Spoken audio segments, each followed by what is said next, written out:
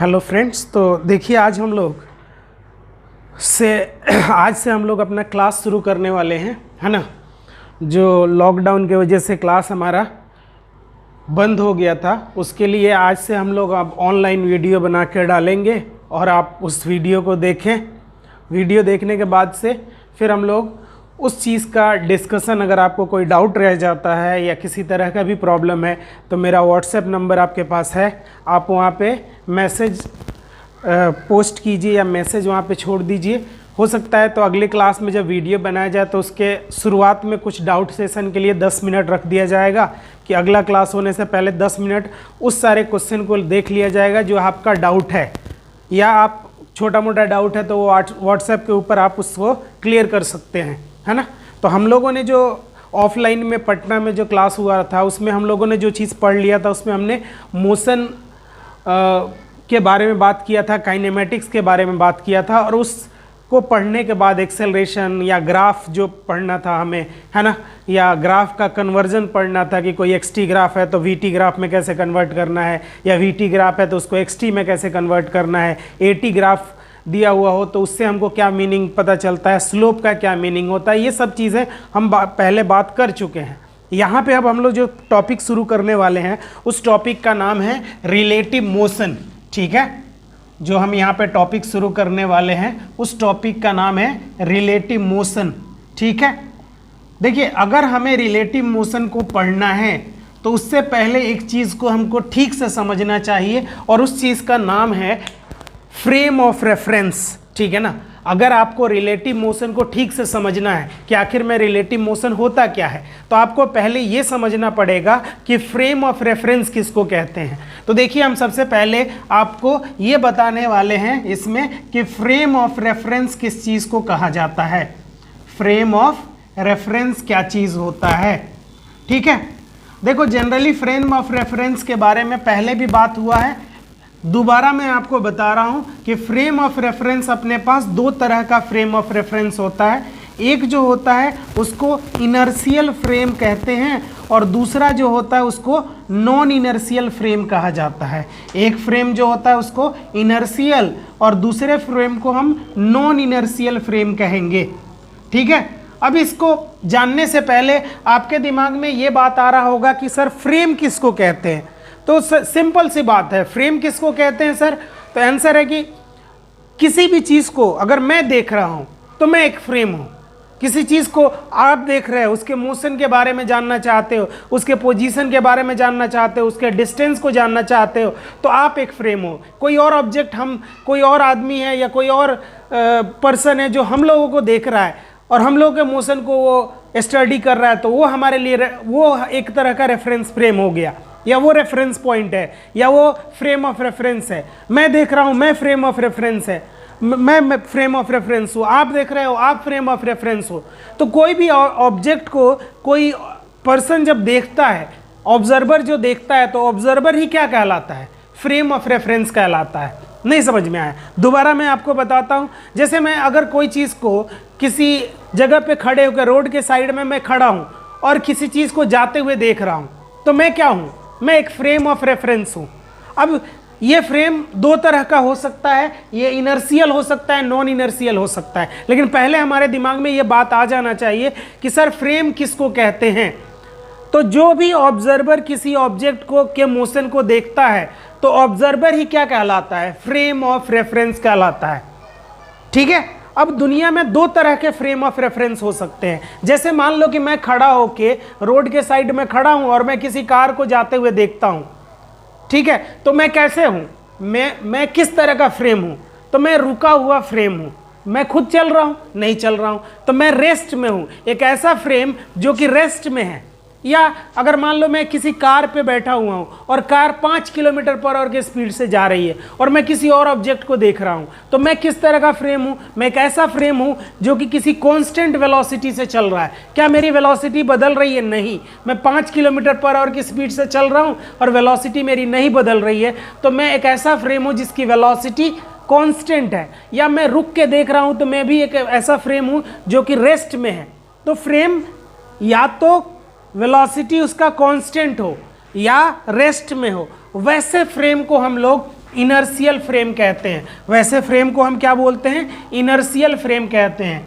Frame जिसका velocity constant हो, flame जिसका वेलोसिटी कांस्टेंट हो, इसका मतलब क्या है? एक्सेलरेशन जीरो हो, या फ्रेम ऐसा जिसका वेलोसिटी कांस्टेंट हो यानी एक्सेलरेशन जीरो हो या वो रेस्ट में हो, ऐसे फ्रेम को हम इनर्शियल फ्रेम कहते हैं। ऐसे फ्रेम को हम लोग इनर्शियल फ्रेम कहते हैं। बात समझ में आई? यानी कि मैं खड़े होके कोई भी ऑब्जर्वर जो खुद रेस्ट में हो और किसी और चीज़ को देख रहा है, तो हम वैसे समय पे बोल सकते हैं कि यहाँ पे जो फ्रेम है वो ऐसा फ्रेम है जिसको हम इनर्शियल फ्रेम कहेंगे।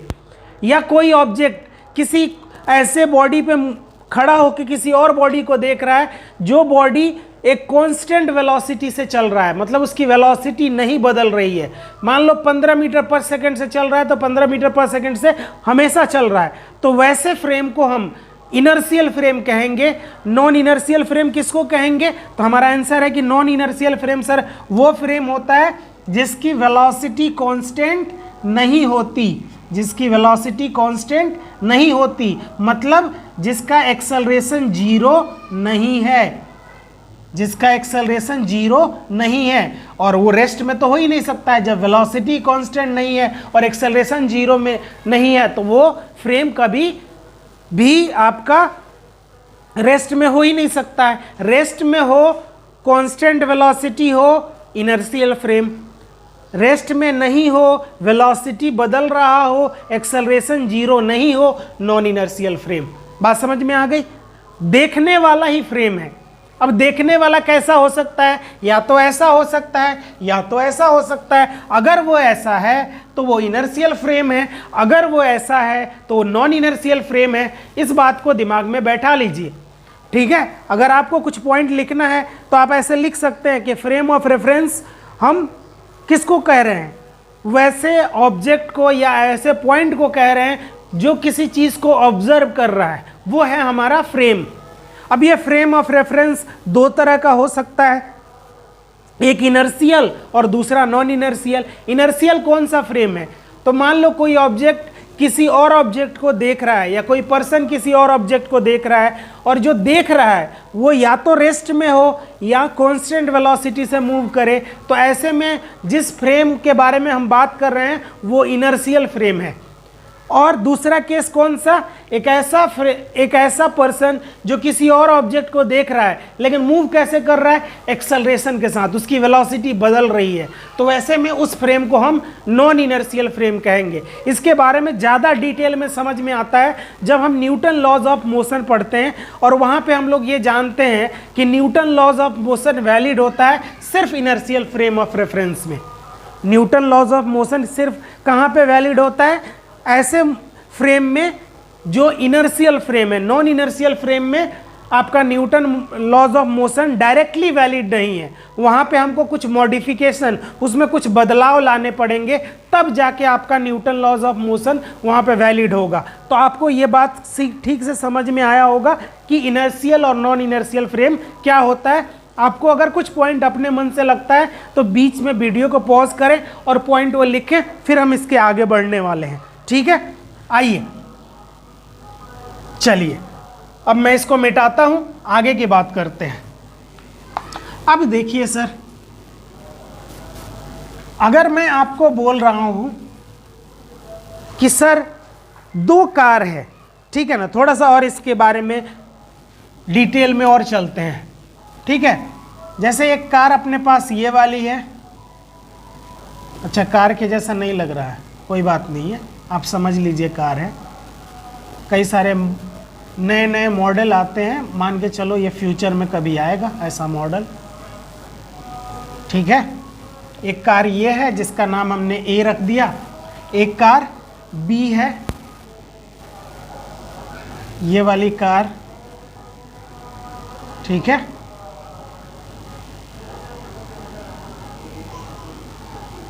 ये वाली कार, ठीक है? मान के चलो कि इस समय आप यहाँ जमीन पे खड़े हो, यहाँ अर्थ पे खड़े हो और इसको देख रहे हो। ये कौन है? ये आप हो, आप आम आदमी पार्टी वाला नहीं, आप अपने आप को समझे। और यहाँ पे ए है और यहाँ पे बी है, ठीक है। और मैं यहाँ पे एक पर्सन को और यहाँ पे बैठा देता हूँ। ये मैं हूँ, मान लो ये मैं हूँ, मैं इस कार में बैठा हुआ हूँ, ठीक है। अब देखो इसमें अलग अलग लोग इस चीज़ के बारे में क्या बताएंगे वो मैं आपको बताता हूँ। इससे आपको रिलेटिव मोशन के बारे में थोड़ा सा अच्छा फील होगा कि अच्छा ऐसा होता है। अगर मुझसे कोई बोले कि रेफरेंस जो ए है, रेफरेंस ए है, उससे अगर पूछा जाए कि भाई साहब आप रिपोर्ट कीजिए कि आप क्या देख रहे हो, ठीक है। तो रेफरेंस ए क्या रिपोर्ट करेगा, पहले तो हम लोग ये लिख देते हैं कि ये आगे जा रहा है 10 मीटर पर सेकेंड से, और इसको लिख देते हैं ये आगे जा रहा है 15 मीटर पर सेकेंड से। तो जब ए से पूछा गया ना कि ए रिपोर्ट करे कि क्या हो रहा है, तो ए ने अपने को रेफरेंस पॉइंट माना और उसने पहले रिपोर्ट किया कि बी इज मूविंग अवे, आगे के तरफ बी हमसे मूव कर रहा है। पहला उसने ये रिपोर्ट किया। मेरे बारे में पूछा गया तो उसने मुझे बताया, है ना, and Ahmad is also moving forward, and Ahmad is also moving away. उससे जब आपके बारे में पूछा गया तो उसने बोला कि ऐसा नहीं बोला कि आप रेस्ट में हो, क्योंकि वो मूव कर रहा है तो उसके रेस्पेक्ट में आप पीछे जाते हुए नजर आओगे, तो वो आपके बारे में क्या बोलेगा, आप इज मूविंग बैकवर्ड, आप इज मूविंग बैकवर्ड, आप पीछे की तरफ जा रहे हो। उसके रेस्पेक्ट में आप रेस्ट में नहीं हो क्योंकि वो मूव कर रहा है, उसके रिलेटिव में आपका पोजीशन बदल रहा है। हमने रेस्ट और मोशन के बारे में बात किया था और हमने यही बात किया था कि जब किसी ऑब्जेक्ट का पोजीशन टाइम के रेस्पेक्ट में बदले तो ऑब्जेक्ट को रेस्ट में नहीं माना जाएगा। और ये ए क्या देख रहा है, आपका पोजीशन इसके रेस्पेक्ट में बदल रहा है तो आपको रेस्ट में नहीं बोलेगा, वो बोलेगा आप मूव कर रहे हो, ठीक है। अब आइए, अगर मैं बी के रेस्पेक्ट में बात करूं, रेफरेंस अगर बी है, रेफरेंस अगर बी है और बी से पूछा गया कि आप बताओ कि आप क्या देख रहे हो, तो पहले वो बोलेगा कि ए इज मूविंग बैकवर्ड, जबकि ए तो आगे आ रहा है। तो इसने ऐसा क्यों बोला कि ए इज मूविंग बैकवर्ड, क्योंकि ये 15 से जा रहा है, ये 10 से जा रहा है, तो ये इसको है जिस पे ये है ना उसको अपने को रेस्ट में मान लेता है। जो रेफरेंस है वो खुद को रेस्ट में मान लेता है और उसको ऐसा लग रहा है कि ये 10 से आगे नहीं आ रहा है और ये 15 से आगे नहीं जा रहा है, उसको ऐसा लग रहा है कि ये 5 से पीछे जा रहा है। तो इसीलिए वो रिपोर्ट कर रहा है कि ए इज मूविंग बैकवर्ड। आपने कभी गाड़ी में बैठ के ऐसा फील किया होगा कि अगर आप तेज चल रहे हो ना तो पीछे वाली गाड़ी आपको ऐसा लगता है कि वो पीछे जा रही है, ना कि आपको ऐसा लगता है कि आप तेज चल रहे हो। आपको ऐसा लगता है पीछे वाली गाड़ी और पीछे की तरफ भाग रही है क्योंकि आप तेज जा रहे हो। तो ये रिपोर्ट करेगा कौन, बी, कि ए इज मूविंग बैकवर्ड। मेरे बारे में क्या रिपोर्ट करेगा, तो ये रिपोर्ट करेगा and Ahmad is moving backward, ठीक है। उसके अलावा अगर आपके बारे में पूछा जाएगा तो बोलेगा कि आप इज ऑल्सो मूविंग बैकवर्ड, आप is also moving backward, moving backward, ठीक है। वो आपके बारे में भी क्या बोलेगा कि आप भी पीछे जा रहे हो, क्योंकि उसको ऐसा नहीं लग रहा है कि आप रुके हुए हो, क्योंकि वो मूव कर रहा है और आपका पोजीशन बदल रहा है तो उसको ऐसा लग रहा है कि वो आगे नहीं जा रहा है, वो तो अपने आप को रेस्ट में मान रहा है और आपको देख रहा है कि पीछे की तरफ जा रहे हो, तो आपको बोलेगा कि आप इज मूविंग बैकवर्ड। इतना लिख लो, मैं इसके आगे बताता हूँ और भी रेफरेंस फ्रेम के रिस्पेक्ट में। वीडियो पॉज कीजिए, आगे लिखिए, फिर हम लोग बात करते हैं। चलिए,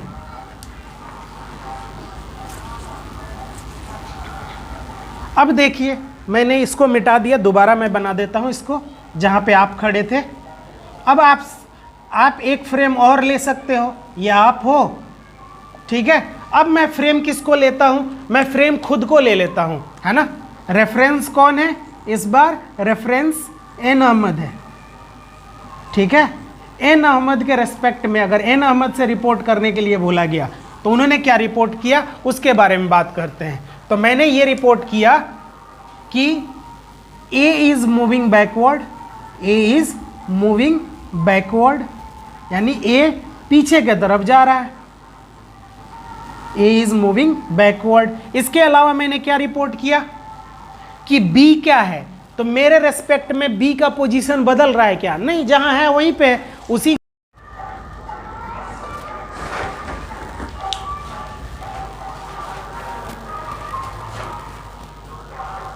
तो आपको क्या लग रहा है, ए मतलब एन अहमद को क्या लगा, ए इज मूविंग बैकवर्ड। बी के बारे में पूछा गया तो बी के बारे में एन अहमद ने क्या कमेंट किया कि B is in rest with respect to me. ये बहुत इंपॉर्टेंट पॉइंट है, इसको समझिए कि बी इज एट रेस्ट, क्योंकि आप जिस ऑब्जेक्ट पे बैठे हुए हो उसके वो आपके रेस्पेक्ट में रेस्ट में हो गया, क्योंकि मैं भी उसी स्पीड से चल रहा हूं जिससे बी चल रहा है, तो बी मेरे लिए क्या है, रेस्ट में है, क्योंकि हर चीज़ वहीं पे है जहां पे पहले था। जब मैं गाड़ी में बैठा था तो है ब्रेक उसका या उसका स्टीयरिंग या उसका सीट, हर चीज़ वहीं पे है जहां पे पहले मैंने देखा था। तो मैं क्या बोलूँगा, मैं रिपोर्ट करूँगा कि B is rest with respect to me. और अगर मुझसे पूछा जाएगा आपके बारे में, तो मैं आपके बारे में रिपोर्ट करूँगा कि आप मेरे रिस्पेक्ट में बैकवर्ड मूव कर रहे हो, आप इज मूविंग बैकवर्ड, आप इज मूविंग बैकवर्ड। ठीक है, यही रिलेटिव मोशन का कहानी है, इसको समझने की ज़रूरत है कि सर अलग अलग लोग हैं और अलग अलग रिपोर्टिंग करेंगे। कोई अपने फ्रेम के रेस्पेक्ट में देखेगा तो उसको अलग चीज़ दिखाई देगा, मैं देखूंगा अलग देखूंगा, आप देखोगे अलग देखोगे। कोई चीज़ है जो मूव कर रहा है वो अलग देखेगा, कोई तेज मूव कर रहा है वो अलग देखेगा, कोई स्लो मूव कर रहा है वो अलग देखेगा, कोई उसी पर बैठा हुआ है उसको अलग चीज़ दिखाई देगा। इसी सारी कहानियों को हम रिलेटिव मोशन में पढ़ते हैं। ठीक है, तो आपको समझ में आ रहा होगा। अब आइए, एक लास्ट फ्रेम है जो आप हो, आप अगर जो चीज़ रिपोर्ट करोगे, आप क्या रिपोर्ट करोगे वो हम यहाँ पे बात कर लेते हैं। आप रिपोर्ट करने वाले हो, आपसे पूछा गया तो आपने ये रिपोर्ट किया कि A is moving, A is moving, आपने रिपोर्ट किया कि ए इज़ मूविंग फॉरवर्ड। आपके लिए ए फॉरवर्ड मूव कर रहा था, आपसे पूछा गया बी के बारे में तो आपने बी को भी बोला कि वो फॉरवर्ड मूव कर रहा है। मेरे बारे में पूछा गया तो आपने एन अहमद के बारे में भी क्या रिपोर्ट किया, and Ahmad is moving forward. आपसे अगर पूछा गया तो आपने ये रिपोर्ट किया। तो ये चीज़ आप लिखें, इसके बाद हम लोग और आगे बढ़ेंगे। चलिए स्क्रीन पॉज करके लिख लीजिए। आइए नेक्स्ट में अगर आपसे मैं बात करूं तो एक चीज़ है जिसके बारे में और डिटेल में पढ़ने की ज़रूरत है, वो है अर्थ। अगर मैं आपसे पूछूं कि अर्थ जो है वो किस तरह का फ्रेम होता है, कि अर्थ इनर्शियल फ्रेम है कि नॉन इनर्शियल फ्रेम है, तो देखो दुनिया में जो भी चीज़ है उसके मोशन को हम अर्थ से ही देख रहे हैं। जो लोग भी कोई भी तरह का मोशन ऑब्जर्व कर रहे हैं ना, तो हमारे साइंस में, हमारे फिजिक्स में जो चीज़ पढ़ा जा रहा है वो सिर्फ किस फ्रेम से देखा जा रहा है, तो हमारा आंसर है वो उस फ्रेम से देखा जा रहा है जिसमें अर्थ के ऊपर ही कोई ऑब्जेक्ट है। लेकिन अर्थ जो है वो सन के चारों तरफ घूम रहा है। एक तो वो अपने एक्सिस के ऊपर ऐसे ऐसे रोटेट करता है जिसके वजह से दिन और रात हो रहा है, और साथ में वो आगे भी बढ़ रहा है। जो स्पिन बॉलिंग होता है ना, आपने देखा होगा, वो घूमता भी है और आगे भी बढ़ता है, उस तरह का मोशन कर रहा होता है अपना अर्थ। और याद रखिए कि कोई भी मोशन अगर सर्कुलर है तो वो कांस्टेंट वेलोसिटी नहीं होता, क्योंकि हर एक पॉइंट पे उसका डायरेक्शन तो बदल ही रहा है। कोई भी ऑब्जेक्ट अगर सर्कुलर पाथ पे घूम रहा है ना तो वो कांस्टेंट वेलोसिटी नहीं हो सकता। तो एक्चुअल में अर्थ जो है उसकी वेलोसिटी कांस्टेंट नहीं है। तो एक्चुअल में अर्थ क्या है, एक नॉन इनर्शियल फ्रेम है।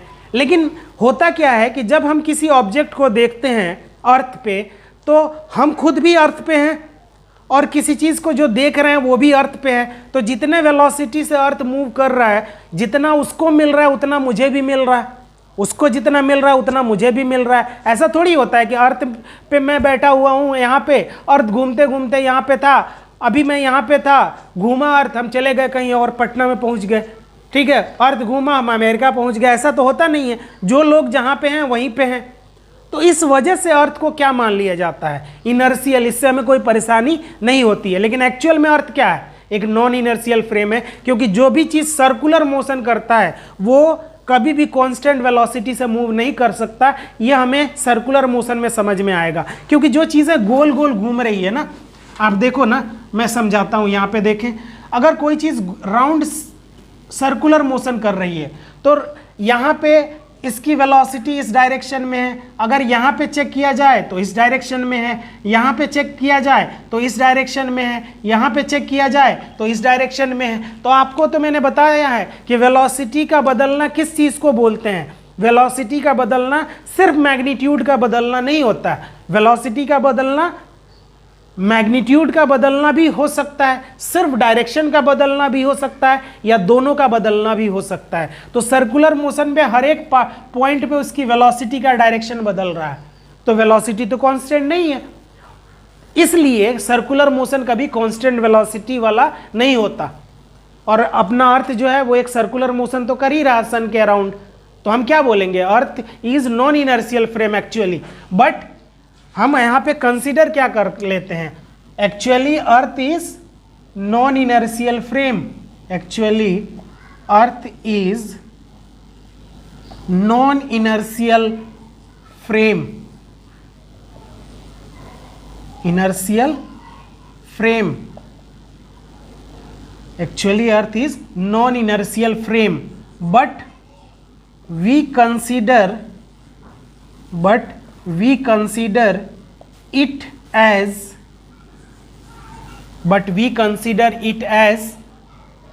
inertial frame, बट हम इसको इनर्शियल फ्रेम कंसीडर कर लेते हैं। इसको आप लिख लीजिए, ठीक है, इसको आप लिख लीजिए, इसके बाद हम और आगे बढ़ते हैं, ठीक है। चलिए नेक्स्ट, अब हमारे सामने जो चीज़ आ रहा है, देखो फ्रेम बदलेंगे। मान लो कि कोई आदमी किसी चीज़ को यहाँ से खड़ा होके देखता है, यहाँ से खड़ा होके देखता है, और कोई आदमी जो है उसको यहाँ से खड़ा होके देखता है, ठीक है, ये ए है और ये बी है। और कोई कार है जो इस तरफ से, कार जो है वो इधर ऐसे जा रही है, समझना इस बात को, ये जो है वो 10 मीटर पर सेकेंड से आगे जा रही है, ठीक है। अब मान लो कि ये ए है और ये बी है, और एक और इंसान है जो एक और कार में बैठा हुआ है, ठीक है, इसका नाम हम सी रख देते हैं, और ये 5 मीटर पर सेकेंड से आगे जा रहा है, ठीक है। तो देखो हमारे पास 3 तरह के, इसको हम लोग डी मान लेते हैं, चलो। अब यहाँ पे हमारे पास 3 तरह के फ्रेम है, एक फ्रेम ए है, एक फ्रेम बी है और एक फ्रेम सी है। ए जो है उससे इसका पोजीशन अलग होगा, यहाँ से उसका पोजीशन अलग होगा ना, इससे मान लो 5 है तो इससे 10 या कुछ 7-8 होगा इसके रेस्पेक्ट में, क्योंकि ये 10 से आगे बढ़ रहा है तो ये भी 5 से आगे जा रहा है, तो इससे इसका पोजीशन और अलग होगा, इससे डिस्टेंस अलग होगा, इससे डिस्टेंस अलग होगा, इससे डिस्टेंस और अलग हो जाएगा, इससे डिस्प्लेसमेंट अलग, इससे डिस्प्लेसमेंट अलग, इससे डिस्प्लेसमेंट और अलग, ठीक है। अगर डिस्प्लेसमेंट अलग है तो इसके स्पीड में इसके रिस्पेक्ट में इसका स्पीड अलग है, इसके रिस्पेक्ट में स्पीड अलग है, इसके रिस्पेक्ट में स्पीड अलग है, वेलोसिटी अलग है, एक्सेलरेशन अलग है। तो फ्रेम बदलने से क्या चीज़ बदल जाता है? हमारा आंसर है कि सर फ्रेम बदलोगे तो पार्टिकल का पोजीशन बदल जाएगा, डिस्टेंस बदल जाएगा, डिस्प्लेसमेंट बदल जाएगा, एक्सेलरेशन बदल जाएगा, और वेलोसिटी से रिलेटेड उसका काइनेटिक एनर्जी होता है बदल जाएगा। क्या नहीं बदलेगा? तो चाहे 2 सेकंड के बाद अगर मैं इसके यहाँ से देखता हूँ, 2 सेकंड के बाद ये यहाँ से देखता है, 2 सेकंड के बाद ये यहाँ से देखता है, क्या तीनों के लिए समय एक ही जैसा है? Yes. Time is independent of frame, time frame पे डिपेंड नहीं करता। टाइम एक ऐसा चीज़ है जो तीनों के लिए सेम होगा। तो आप एक पॉइंट बना के लिखिए, स्टार बनाइए और लिखिए कि by changing frame of reference, by changing frame of reference comma position distance, position distance displacement comma speed, comma velocity, comma acceleration, comma kinetic energy, get changed, वो बदल जाएगा, गेट चेंज्ड। फिर अगला स्टार बनाइए और लिखिए कि time is only parameter, time is only parameter which does not depend on frame of reference, which does not depend on frame of reference। Time एक ऐसा पैरामीटर है जो कि फ्रेम पे डिपेंड नहीं करता। Time is only parameter which does not depend on frame of reference. Hindi में लिख लीजिए कि हर एक फ्रेम के लिए समय एक ही होता है, समय एक ही होता है। जो हमें समझने के लिए चाहिए वो ये बात है। क्लियर है? आगे बढ़ा जाए भाई साहब? चलिए और आगे बढ़ते हैं। इसमें और चीज़ के बारे में एक पॉइंट और लिख लीजिए कि nothing in the world, nothing in the world is immovable, immovable, IMMOVABLE। दुनिया में कोई चीज़ ऐसा नहीं है जिसको बोले कि वो नहीं चल सकता, क्योंकि हमने फ्रेम ऑफ रेफरेंस पढ़ लिया। अगर आपसे कोई बोलता है कि पहाड़ को चला के दिखाओ, तो चला सकते हैं क्या? सोच के देखिए, नहीं चला सकते ना। चला सकते हैं। कैसे? आप ही खुद ही भागने लगी, पहाड़ है ना, उससे दूर भागने लगी और बोलिए कि मेरे रिस्पेक्ट में पहाड़ पीछे भाग रहा है, तो चला तो दिया आपने, क्योंकि फ्रेम बदल दिया आपने। एक ऐसे फ्रेम से देखने लगे जो खुद ही मूव कर रहा है, तो मेरे रिस्पेक्ट में पहाड़ चल रहा है ना। अरे भाई साहब चल रहा है, क्योंकि पोजीशन बदल रहा है उसके टाइम के हिसाब से, क्योंकि मैं चल रहा हूँ। जो फ्रेम है खुद ही चलने लगे तो पोजीशन बदला ना उसका, और पोजीशन बदलने को ही हमारे फिजिक्स में बॉडी को मोशन में कहते हैं कि टाइम के रेस्पेक्ट में किसी और बॉडी का पोजीशन अगर चेंज हो रहा है तो body is said to be in motion, तो हम बोलेंगे कि पहाड़ चलने लगा। समझ रहा है ना? तो एक पॉइंट आपको लिखना है कि nothing in the world is immovable. दुनिया में कोई भी ऐसा चीज़ नहीं है जो कि मूवेबल ना हो, हर चीज़ को मूव कराया जा सकता है। ठीक है? अब आइए हम लोग बात करते हैं रिलेटिव मोशन की। अब हम लोग यहाँ पर डेफिनेशन लिखेंगे रिलेटिव मोशन की। जब ये सीख चुके हैं तो अब हम लोग रिलेटिव मोशन पढ़ने के, रिलेटिव मोशन, और इसके बारे में लिखिए, रिलेटिव मोशन के बारे में लिखिए कि relative motion is defined as, relative motion is defined as, relative motion is defined as motion of a particle, motion of a particle with respect to another particle, with respect to another particle, motion of a particle with respect to another particle। ठीक है ना? another particle के bracket में लिख लिए either it is moving or in rest। चाहे वो move भी कर सकता है जिसके रेस्पेक्ट में आप देख रहे हैं, या वो रेस्ट में भी हो सकता है, कोई दिक्कत नहीं है। दोनों के लिए ही हम डिफाइन करते हैं। अब इसके लिए जो नोटेशन बनाया गया वेलोसिटी के लिए, कि अगर एक पार्टिकल है और ए और दूसरा पार्टिकल है बी, तो यहाँ पे हम लिखते हैं इस चीज़ को, velocity of A with respect to B is equal to velocity of A minus velocity of B, velocity of A minus velocity of B.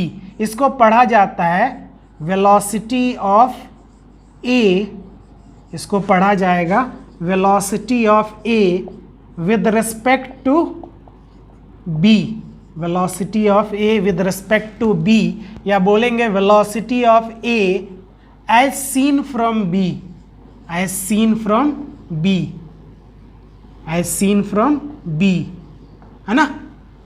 यानी velocity of A with respect to B is equal to velocity of A minus velocity of B. ठीक है? अब इसके लिए एक important तरीका है, इसको कहते हैं velocity of A with respect to B.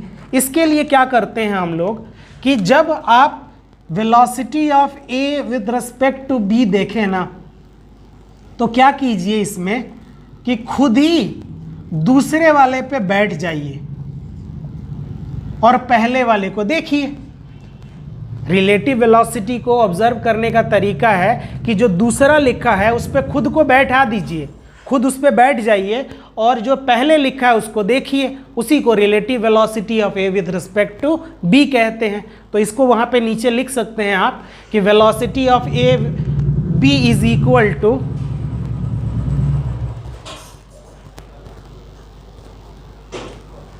Velocity of A B में लिख लीजिए कि वेलोसिटी ऑफ ए बी में कि यहाँ पर हम खुद बी पर बैठ जाते हैं और ए के मोशन को देखते हैं। हम खुद बी पर बैठ जाते हैं या हम खुद बाद वाले पे बैठकर पहले वाले को देखते हैं। हम खुद बाद वाले पे बैठकर पहले वाले को देखते हैं। हम खुद बाद वाले पे बैठकर पहले वाले को देखते हैं। ठीक है, लिख लीजिए इसको। चलिए अब एक एग्जाम्पल से इस चीज को और क्लियर करते हैं, रिलेटिव वेलोसिटी को। मान लीजिए अपने पास एक दो कार हैं, एक ये, इसका नाम ए, और एक और कार है ये वाली जिसका नाम है बी। ठीक है, ये इधर जा रहा है 10 मीटर पर सेकंड से और ये इधर जा रहा है 5 मीटर पर सेकंड से। तो हमसे पूछा गया कि फाइंड पहला कि VAB बताइए कि VAB क्या होगा, और दूसरा VBA बताइए क्या होगा। ठीक है, ये हमसे पूछा गया। अब यहाँ पे हम लोग को करना क्या होता है वो समझिएगा। सबसे पहले आप क्या कीजिए, जब भी इस तरह के प्रॉब्लम को सॉल्व करना है तो देखिए वेलोसिटी है और वेलोसिटी में डायरेक्शन होता है, इसलिए हम पहले डिसाइड करेंगे कि किसको पॉजिटिव और किसको निगेटिव ले रहे हैं। इसमें मोशन इसी लाइन के अलोंग हो रहा है, तो या तो आप चाहें तो इधर पॉजिटिव या इधर निगेटिव और उधर पॉजिटिव ले लीजिए, या इधर पॉजिटिव और इधर निगेटिव ले लीजिए। तो जितना भी चीज़ इधर जाएगा उसको पॉजिटिव और इधर जाएगा उसको निगेटिव माना जाएगा। अब आप पहला का आंसर निकालिए। इसका आंसर कैसे लिखेंगे, VA minus VB, VA minus VB। अब VA किधर है, इस तरफ, तो +5 और फॉर्मूला का माइनस। VB किधर है, वो भी उधर ही है, तो +10। तो इसका आंसर क्या आ जाएगा, -5 मीटर पर सेकेंड। इसका मतलब क्या हुआ, इसका मतलब हुआ कि जब आप B पर बैठकर A को देखोगे तो A आपसे मतलब A 5 मीटर पर सेकेंड से पीछे जाता हुआ दिखाई देगा। लिख लीजिए यहाँ पे कि इसका मतलब है कि जब हम B पर बैठकर A को देखेंगे तो A पीछे के तरफ 5 मीटर पर सेकेंड से जाता हुआ दिखाई देगा। अगर हम B पर बैठ के A को देखेंगे तो A हमें 5 मीटर पर सेकेंड से पीछे जाता हुआ दिखाई देगा। क्लियर।